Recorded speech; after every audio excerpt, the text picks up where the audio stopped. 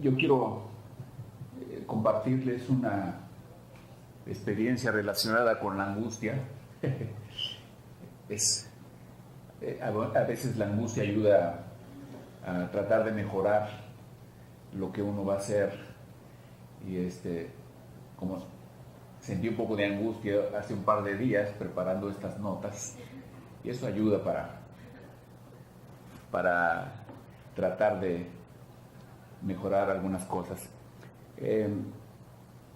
Preparé una plática que me costó trabajo porque soy más acostumbrado a congresos científicos en los que hay ciertas normas. Aquí no sabía qué normas aplicarían, y en el campo académico donde me muevo también hay otras normas con las que nos funcionamos.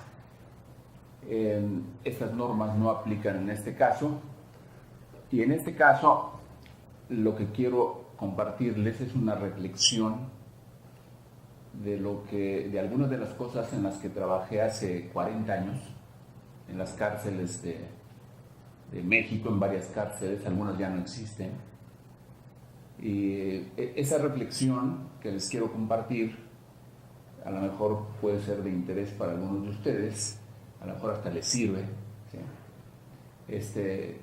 Pues tuvieron que pasar muchos años para poder tener el espacio y el tiempo para reflexionar sobre ello.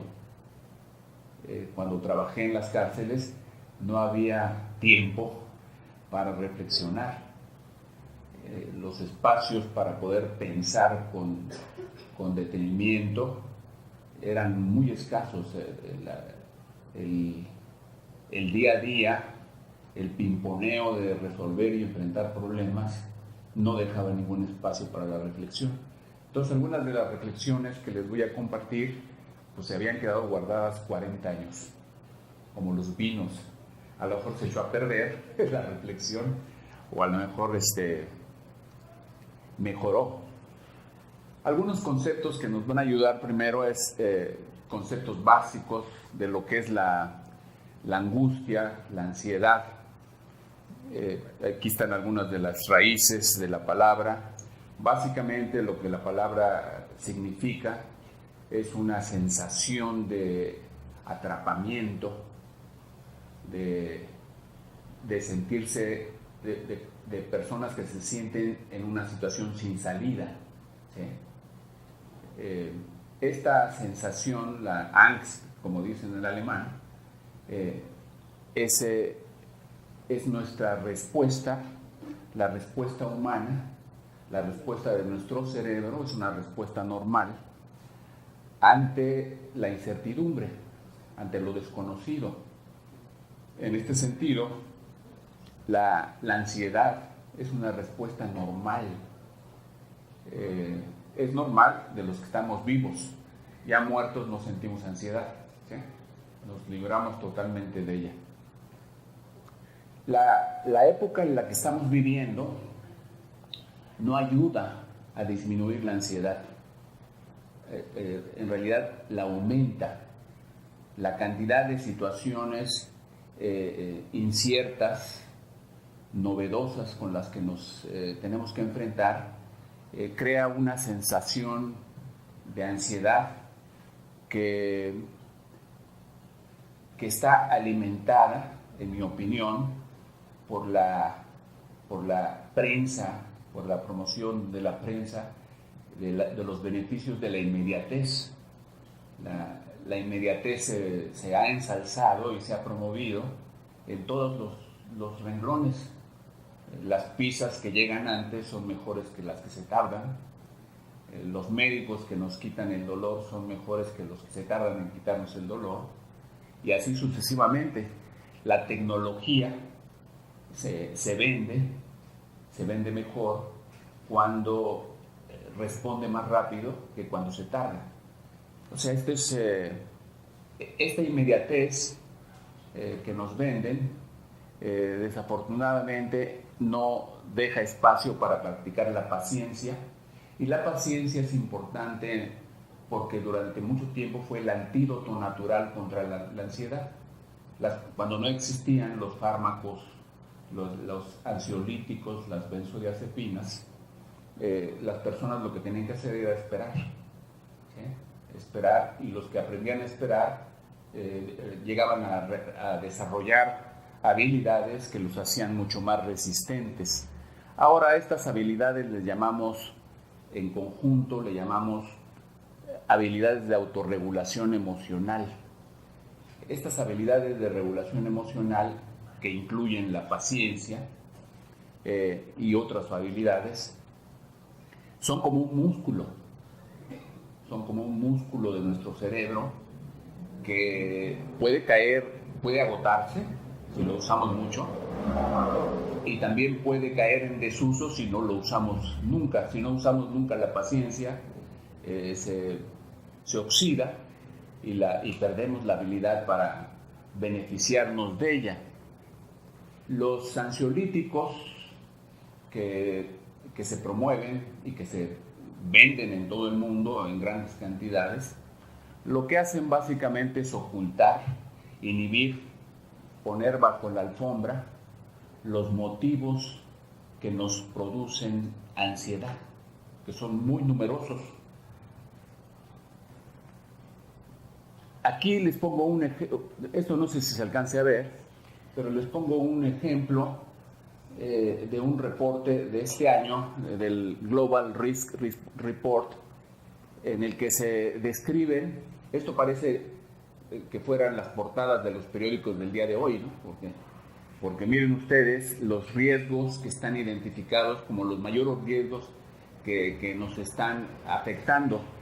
El cambio climático, lo estamos viviendo, el aumento de las enfermedades crónicas, la urbanización creciente, el envejecimiento de la población, etcétera, etcétera. Todos estos están marcados con unas líneas que indican que están estrechamente relacionados unos más que otros.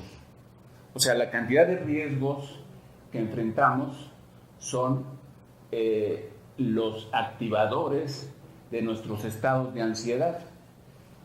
Algunos ejemplos concretos de estos riesgos: el aumento de especies que antes no estaban cerca de nosotros. Aquí están los mosquitos.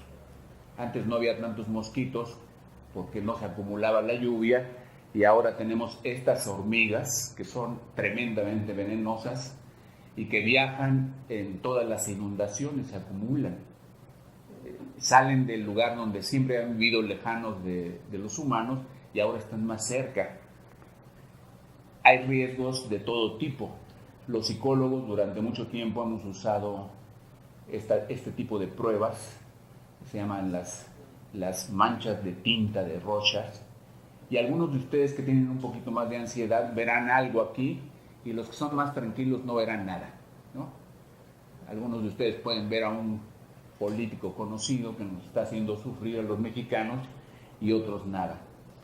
Algunos de ustedes pueden ver aquí otros motivos cotidianos de ansiedad. El transporte público es una buena dosis de ansiedad para muchos de los que vivimos en estas grandes ciudades. Mi experiencia profesional actual tiene que ver con el trabajo con pacientes con enfermedades crónicas, en particular con el cáncer. Yo trabajo con estos pacientes y mis pacientes presentan mucha ansiedad por el diagnóstico que les dan, ansiedad por los tratamientos que reciben, ansiedad por el distanciamiento de sus familias, etc. Las soluciones, entre comillas, que se han desarrollado, no siempre son soluciones aceptables. Un ejemplo dramático de lo que está ocurriendo en el campo en el que yo trabajo es que lo que en alguna época se consideró la curación más poderosa para el dolor canceroso, los opioides, ahora están matando a muchas personas. El año pasado se murieron 64,000 personas por el uso de estos medicamentos para el control del dolor. y otros que se han muerto por razones diversas, por la adulteración de estos medicamentos. ¿Qué hacemos con la ansiedad profesionalmente? Pues lo que hacemos es primero evaluarla. Es muy importante saber si una persona está presentando ansiedad normal o una ansiedad incapacitante, ya una enfermedad. Por eso la evaluación es muy importante. Cuando la ansiedad es realmente incapacitante, iniciamos una intervención que llamamos agresiva, con medicamentos. Ahí están algunos de los medicamentos que se usan para estos casos.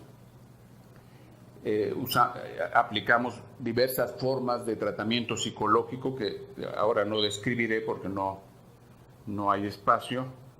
Algunas de ellas funcionan más que otras.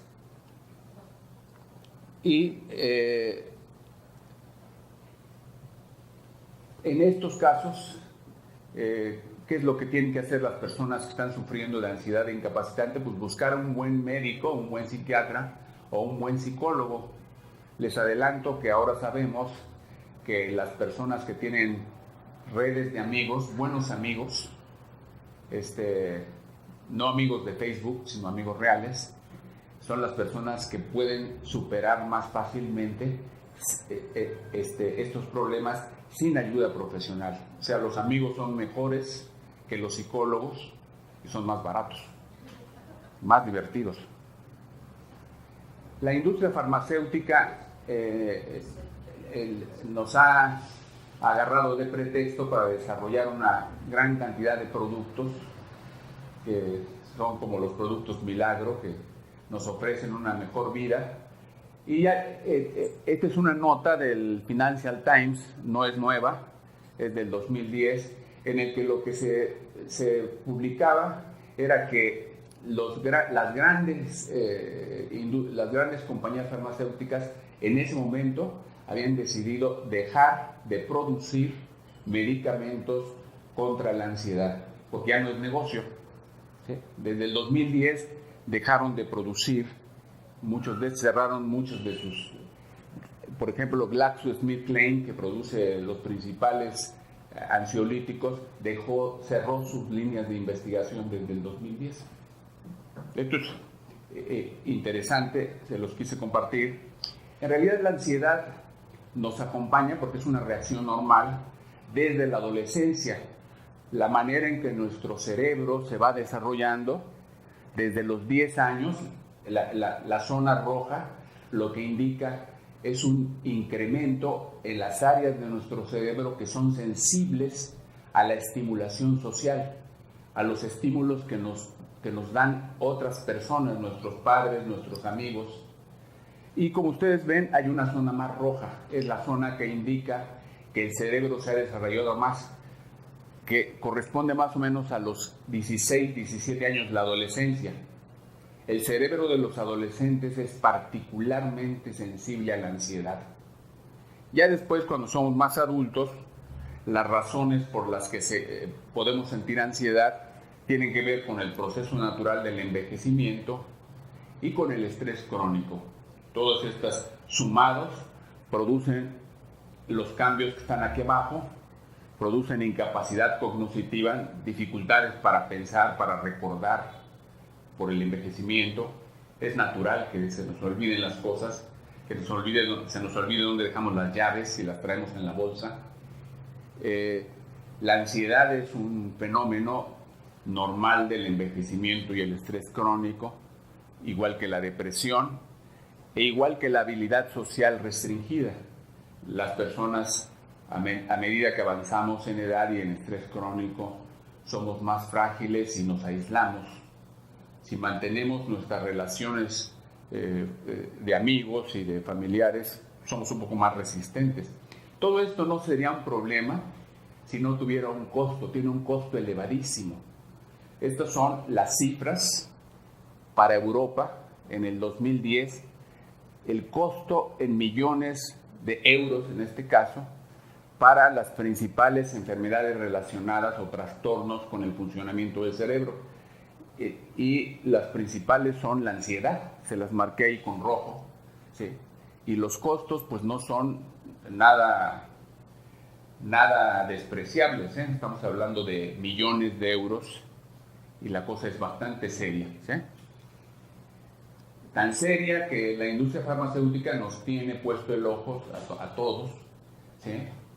Y ellos hacen sus estimaciones para ver qué nos van a vender, de cuánto vamos a vivir. Ya ellos ya saben que las mujeres van a vivir más que los hombres, entonces van a haber ansiolíticos especiales para mujeres, ¿sí? Bueno, esto en relación con la ansiedad y con la angustia. En relación con la libertad, hay que mencionar las ideas originales de Thoreau, que podemos considerar el abuelo de la anarquía, ¿eh? Fue realmente el que introdujo algunos conceptos que en su momento eran bastante radicales, como esta, que me gusta esta cita, escribió en su libro La desobediencia civil: el gobierno no debe tener más poder que el que los ciudadanos estén dispuestos a concederle. Eso es algo verdaderamente transformador, ¿no? Mis colegas psicólogos, como el doctor Erich Fromm, escribió un libro sobre el miedo a la libertad, ¿qué? Muy famoso, se publicó desde 1941 y después tuvo muchas ediciones y lo comentamos en muchos congresos. Las ideas de él sobre la libertad y sobre la relación, la trascendencia del hombre, pues fueron muy importantes, y lo que yo les quiero subrayar es el énfasis que él le puso al componente afectivo, al componente amoroso. Nada más que pues en su época él no lo podía aterrizar, no podía aterrizar de qué estábamos hablando cuando hablábamos de que el hombre podía trascender no a través de la racionalidad, sino a través del amor, ¿sí? Se quedó en algunos conceptos a la mitad, ¿no? ¿Sí? Porque no había todavía todos los desarrollos que ahora tenemos. El doctor Skinner, que es un psicólogo norteamericano, también le dedicó parte de su esfuerzo de investigación a revisar algunos conceptos sobre la libertad, ¿sí? Y una de las cosas que yo les estoy subrayando ahí, yo conviví y trabajé bastante con él en la Universidad de Harvard. Entonces, uno de los aspectos es que él cuestionaba justamente lo que Erich Fromm había promovido, el concepto de autonomía, de la capacidad de los humanos para escoger nuestro destino o el tamaño de nuestra libertad, ¿sí? Él fue uno de los primeros que lo cuestionó, y ahora la idea de que somos realmente dueños de nuestras acciones pues realmente está en duda, ¿sí? Somos dueños de algunas de nuestras acciones, pero la mayoría no, ¿sí? Hasta aquí una pequeña reflexión en relación con la libertad. Yo creo que en relación con la libertad los humanos vivimos dos tragedias. La primera tragedia es desear, anhelar la libertad absoluta, y la segunda tragedia es tenerla, ¿sí? Yo aprendí sobre la libertad en un lugar muy concreto. Aprendí sobre la importancia de la libertad trabajando en las cárceles de México. Entonces, yo trabajé con pacientes psiquiátricos que habían cometido homicidios. Viví dentro del hospital psiquiátrico y trabajé en Lecumberri. Recorrí estas instalaciones durante mucho tiempo, el diseño panóptico de Benjamin Bentham, ¿sí? Hablé y conversé y observé a los internos, los observé como los efectos de estar encerrados, de no tener libertad para una serie de acciones, los iban deteriorando, iban afectando su funcionamiento, ¿sí? Algunos de ellos no solamente estaban encerrados, sino estaban encerrados dentro del encierro, ¿sí? Y también tuve oportunidad profesionalmente de acercarme y de aprender mucho de la situación de ellos, ¿sí? Y yo, esta es una primera reflexión que les comparto. Realmente estoy muy sorprendido durante los últimos años de que algunas personas del público pudieran interesarse por el problema de las prisiones, ¿sí? Me parecía que a la gente no le interesaba eso. A mí me interesaba por razones profesionales y por alguna patología que debo tener en mi cerebro para aguantar todas esas situaciones. Pero la realidad es que meter a alguien en una prisión, encerrarlo, privarlo de comida, de calefacción, impedirle salir, impedirle reunirse con sus familiares, con sus amigos, hacer el amor, etcétera, es una manifestación del poder más delirante que se puedan imaginar sobre los límites de la libertad humana, ¿sí? Algunos de ustedes que hayan leído a Michel Foucault encontrarán aquí algunos contactos con mis reflexiones. Michel Foucault, mis lecturas de él me ayudaron a navegar sobre esos tiempos en los que tenía yo que enfrentar problemas muy serios de estos hombres encerrados en las prisiones. Esta es otra de las prisiones en las que trabajé, en San Ángel. Ahí me fue mejor, ¿sí? Esta prisión ya no existe, ¿sí? Nuestra relación con los internos era bastante cordial y algunas veces que invitamos a periodistas nos decían, esto no parece prisión, ¿no? Parece como un internado de la universidad, ¿no? Hicimos algunas cuestiones que salieron bastante bien. Mi experiencia se prolongó en el reclusorio preventivo norte y en todas las experiencias hubo algunos elementos comunes.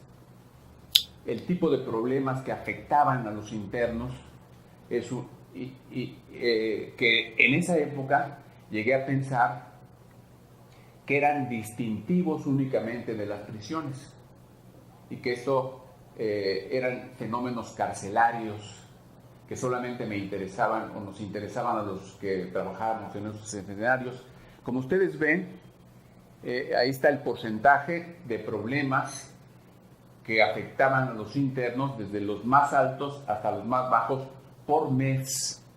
Por mes. Estamos hablando aquí de más o menos una población de 1,200 internos. En el mismo reclusorio norte, el día de ayer había 9,000 en un lugar con una capacidad para 1,200 máximo.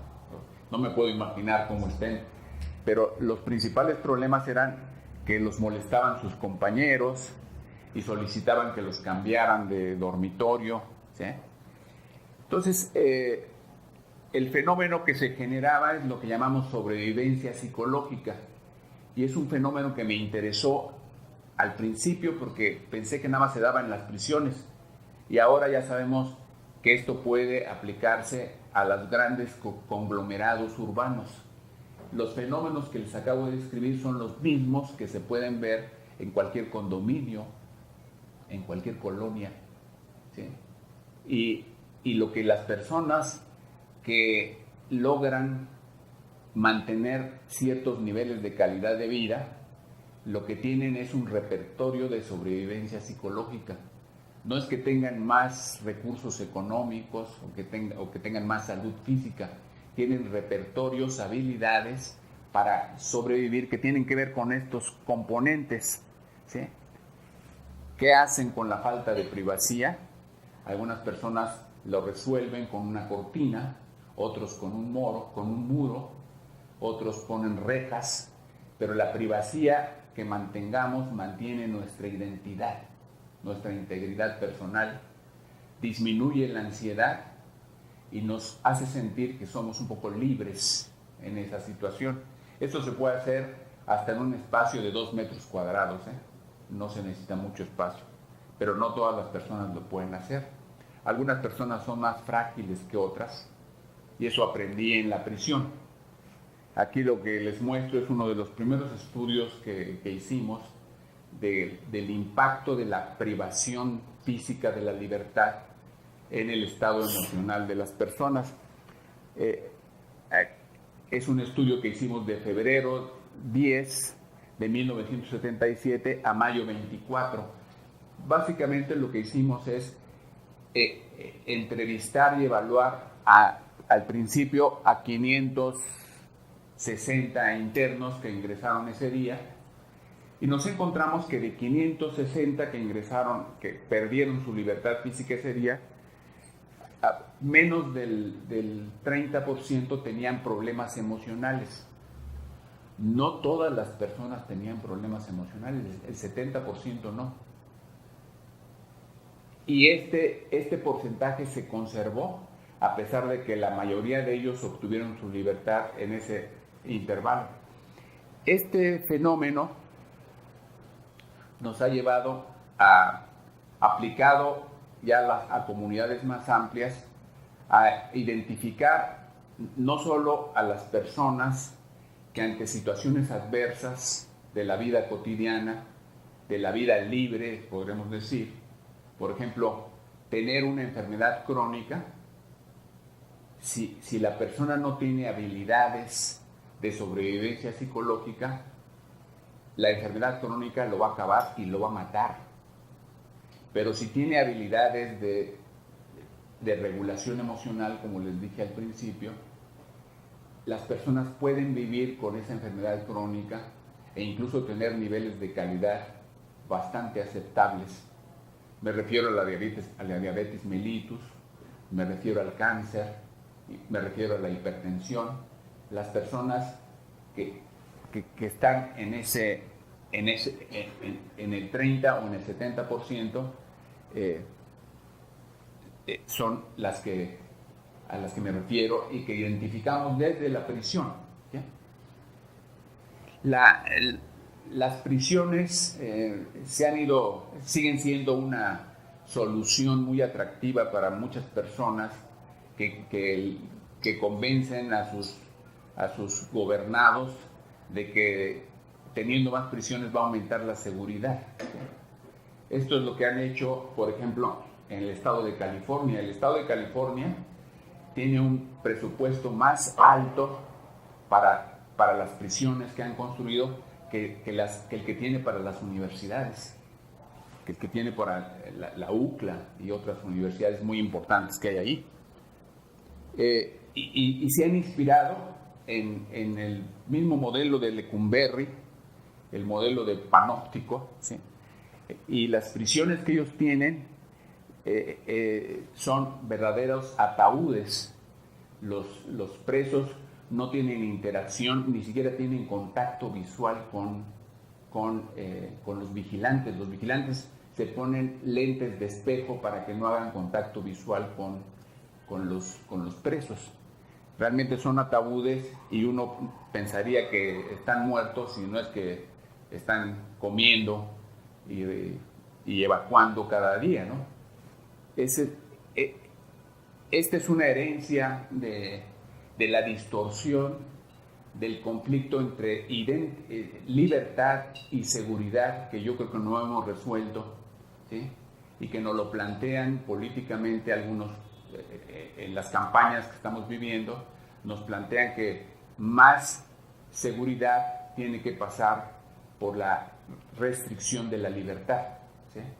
Y esto definitivamente, en el ejemplo de estas prisiones, no es una solución que pueda contribuir a que nos sintamos mejor, ¿no? ¿Sí? El recorrido que les he hecho de los conceptos de ansiedad y de libertad, basados en mi experiencia, tiene que ver con algunas transformaciones que se han ido dando de manera muy acelerada en el campo científico. Al principio, cuando comencé a trabajar en los 70s, en las prisiones, las ideas que teníamos sobre cómo funcionaba el cerebro eran ideas mecanicistas. Pensar que las neuronas, que son las que comunican la información en nuestro cerebro de un lado a otro, eran como switch, un switch que se prende y se apaga. En realidad, ahora sabemos que no son switch, que cada neurona es como un agente con su agenda particular. Y esta reflexión de las últimas líneas, basada en los cambios que estamos viviendo en el estudio del funcionamiento del cerebro humano, es que la reflexión es que empezamos a comprender la idea de que nuestro cerebro no es un sistema de control jerárquico bien organizado en el que todo está en orden, una visión muy dramática de la burocracia. De hecho, es mucho más como anarquía el cerebro, con algunos elementos de la democracia, ¿sí?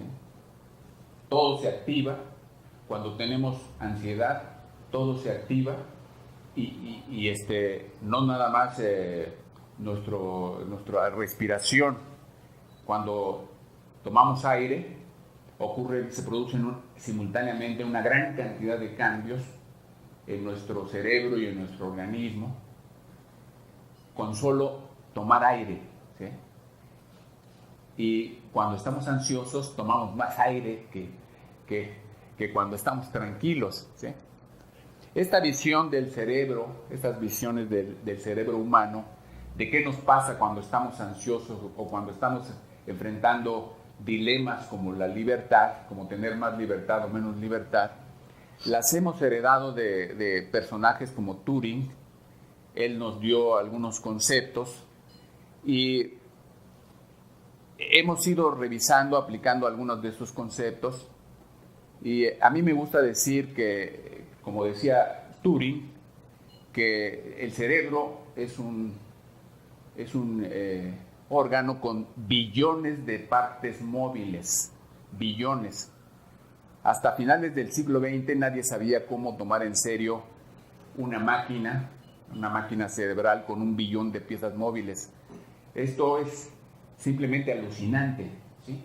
Ahora ya estamos pudiendo entender algunos de estos fenómenos complejísimos y es a lo que me he dedicado en los últimos 20 años, tratar de entender estos movimientos, ¿sí? Para entender situaciones de la vida cotidiana y de nuestra convivencia social.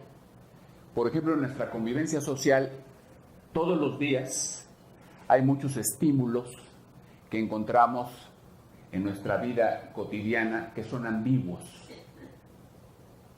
Abordar un taxi a las 10 de la noche y verle el rostro por segundos al taxista es un estímulo ambiguo, es un estímulo que es una señal de que podemos sobrevivir o no sobrevivir. Las mujeres, en general, por razones evolutivas, les funciona mucho más rápido esta capacidad de descifrar los estímulos ambiguos. Los hombres nos tardamos, ¿sí? Ellas en fracciones de segundos deciden si se suben al taxi o no se suben. Deciden si el estímulo ambiguo señala verde o señala rojo. Los hombres nos tardamos más. Nos tardamos 15 minutos y ya vamos arriba del taxi y buscamos la manera de bajarnos en la primera oportunidad, ¿no? En otros terrenos esta ambigüedad que produce ansiedad, la ambigüedad de los estímulos ambiguos, es un problema social. Todos nosotros enfrentamos dilemas, por ejemplo, con el sobrepeso. Los mexicanos tenemos un problema fuerte con eso. Y la ambigüedad radica en que los alimentos azucarados son sumamente atractivos y hay que decidir si me como más galletas o nada más como lo que necesito para mantenerme alimentado. Esa es una ambigüedad cotidiana que tenemos que resolver muchos de nosotros. Algunos de mis colegas de la Universidad de California están usando unas técnicas muy avanzadas. Esto es lo más avanzado que hay.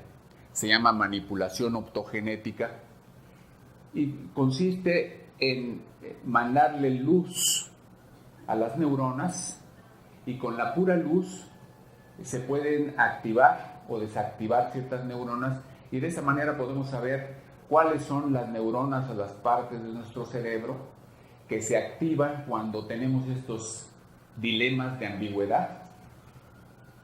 Y por ejemplo, poder aplicarlo para el tratamiento de las adicciones, para el tratamiento de las personas que tienen sobrepeso, para las personas que tienen ansiedad. No eliminamos la ansiedad, le damos a las personas la posibilidad de modular su respuesta ante dilemas cotidianos de este tipo. Este es un físico, que es el doctor Wolfgang Walter Joseph, que es encabeza un proyecto que se llama la vivienda pasiva, que es un proyecto muy importante de urbanización, de solución de la vida urbana en varias ciudades de Europa. Él es físico, pero realmente su pensamiento nos ha ayudado a entender muchas cosas de la convivencia humana y en particular de la ansiedad. ¿Sí? Consumir energía, más energía o consumir menos energía, es algo que todos sabemos por los economistas que es bueno ahorrar. Es bueno ahorrar y gastar menos energéticos de origen mineral, el petróleo, ¿sí? Pero no todos lo pueden hacer. Cuando hace frío, pues la gente quiere gastar más, tener más caliente su casa, ¿sí? Y cuando hace calor, las personas quieren tener su casa templada o fría, ¿sí? Y eso requiere un alto consumo de energía. Las ideas de este físico, ¿sí?, parten de esta reflexión que yo comparto. Dice el doctor Wolfgang Walter, dice, el ser humano existe desde hace 100,000 años y podría existir 1,000,000 de años más. Nos estamos extinguiendo, por cierto. Los mayores problemas de la humanidad provienen de nosotros mismos. El cambio climático proviene de nosotros. ¿Sí? La contaminación proviene de nosotros. Los problemas de inseguridad provienen de nosotros. Por eso, dice este físico, las soluciones deben partir también de nosotros. ¿Sí? Y son soluciones que funcionen no solamente en Europa, sino que funcionen también aquí en México, o en Oaxaca, o en Chiapas, ¿no? Estas reflexiones que les he compartido tienen que ver principalmente con el funcionamiento emocional. El funcionamiento emocional humano tiene que ver con áreas del cerebro que cada vez entendemos más, y la manera en que nos enfrentamos ante la incertidumbre, que es la ansiedad, de la manera normal, y ante la restricción de la libertad, produce cambios emocionales. Estos cambios emocionales, como les digo, afectan, se mueven unos a otros, ¿sí? Cambian las emociones y cambia nuestro estado de salud. Cambia nuestro estado de salud y cambian nuestras emociones. La visión que yo tenía es que, con la que trabajé hace 40 años, es que nuestros mundos interiores, lo que pensamos, le daban forma a nuestros mundos sociales. Ahora pienso diferente, por todo lo que les he platicado. Yo pienso, y en base a la evidencia, que es realmente el tipo de vida social que construimos lo que moldea nuestro mundo interior. Y aquí les muestro dos ejemplos de lo que hacemos en la actualidad. Aquí tienen ustedes arriba lo que llamamos factores de vulnerabilidad, o sea, situaciones que al estar presentes nos hacen más frágiles ante la ansiedad, ante la falta de libertad. la depresión, la ansiedad, el pesimismo, la sensibilidad interpersonal y la emocionalidad negativa. Todo eso nos hace vulnerables ante las situaciones.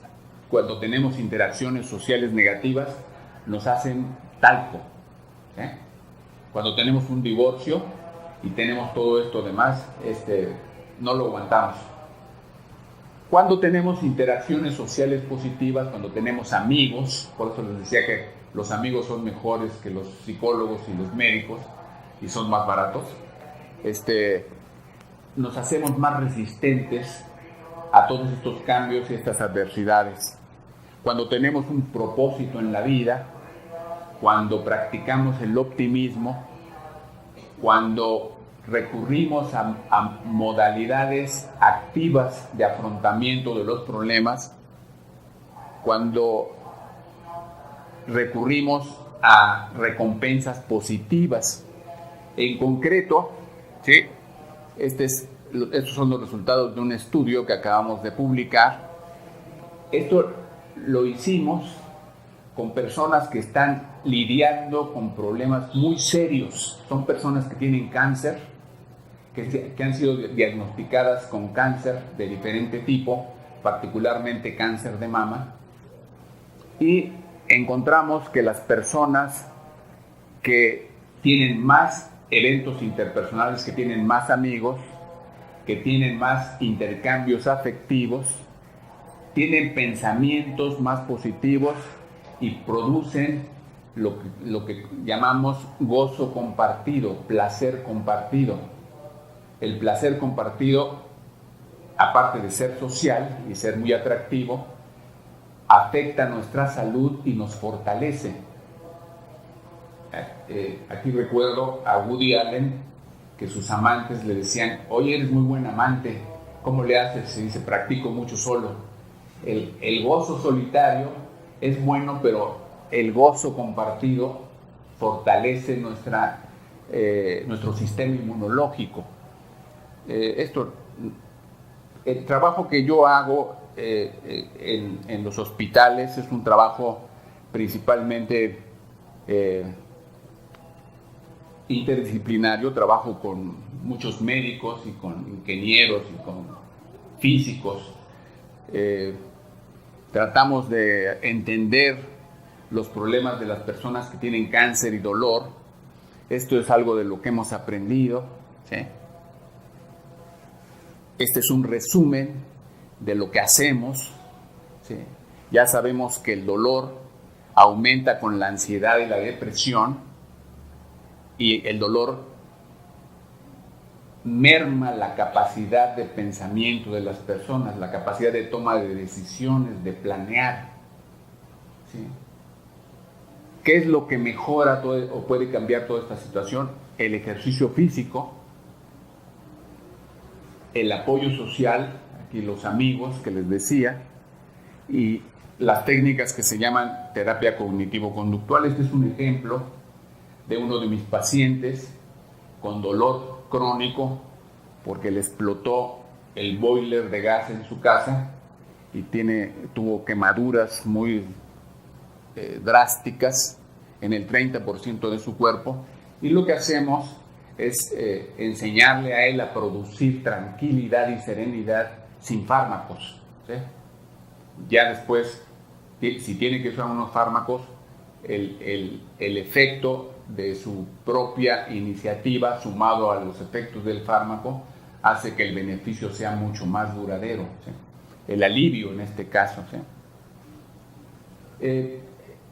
Para no dejar esto un poco en el aire, lo que estamos haciendo en la actualidad es tratar de entender cómo la parte de nuestro organismo que se especializa en defendernos de las agresiones, que es el sistema inmunológico, cómo interactúa con el funcionamiento emocional. El funcionamiento emocional, que es el que reacciona cuando estamos ansiosos y cuando nos restringen la libertad.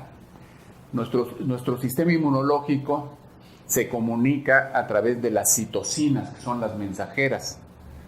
Y cuando las citocinas aumentan para defender nuestro cuerpo, se producen cambios emocionales como el cansancio, la apatía, la tristeza, ¿sí? la ansiedad y la inflamación, que es la respuesta exacerbada de nuestro sistema inmunológico, va aumentando con la edad. Las personas de 30 a 39 años tienen más ansiedad porque hay más inflamación. Y ya de los 50 a los 65, la inflamación es más elevada por el envejecimiento y la ansiedad es mucho más intensa e incapacitante, ¿sí?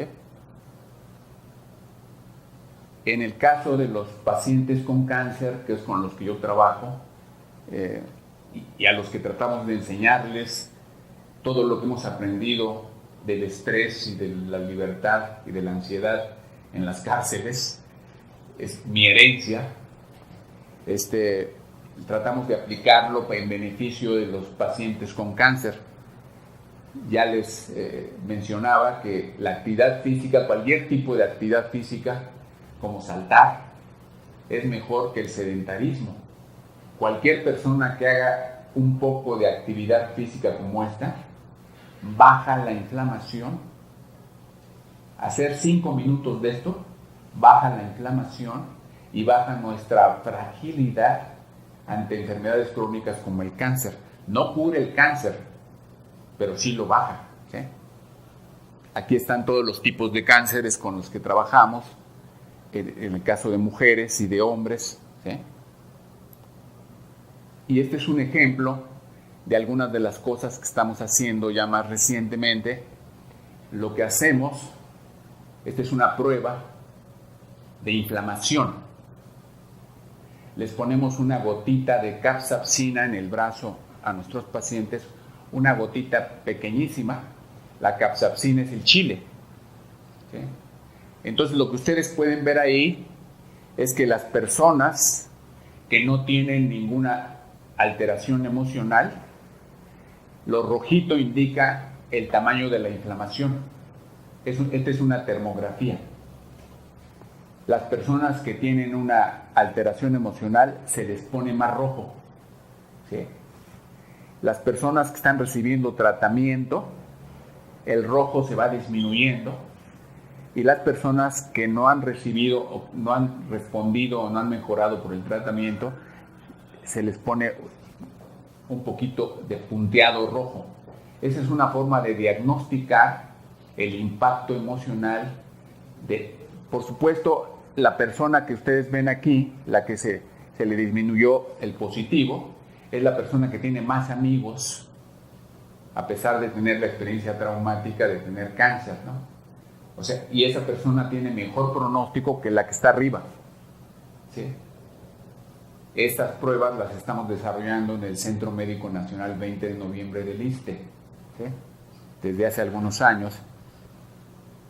Hacemos la misma medición en las personas, en la cara de las personas que en termografía. Arriba ven las fotos y las caras de un grupo de personas sin cáncer, y abajo ven las fotos de mis pacientes sobrevivientes de cáncer de mama.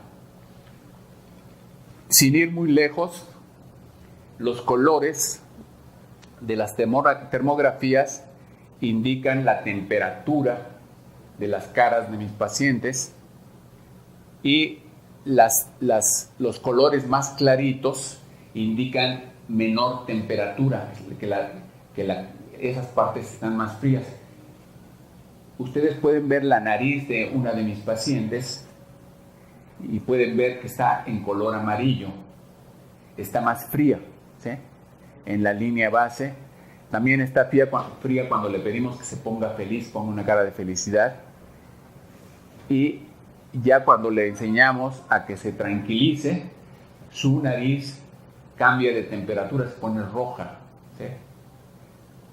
Es así como determinamos en la actualidad con estas termografías si nuestro paciente se está beneficiando, está superando crisis emocionales producidas por la ansiedad, por la inseguridad, por vivir en un mundo impredecible, un mundo en el que no sabemos si nos van a regresar a los Dreamers o no nos van a regresar, un mundo en el que no sabemos si el político que nos está representando en nuestra delegación va a quitar los hoyos de la entrada de nuestra casa.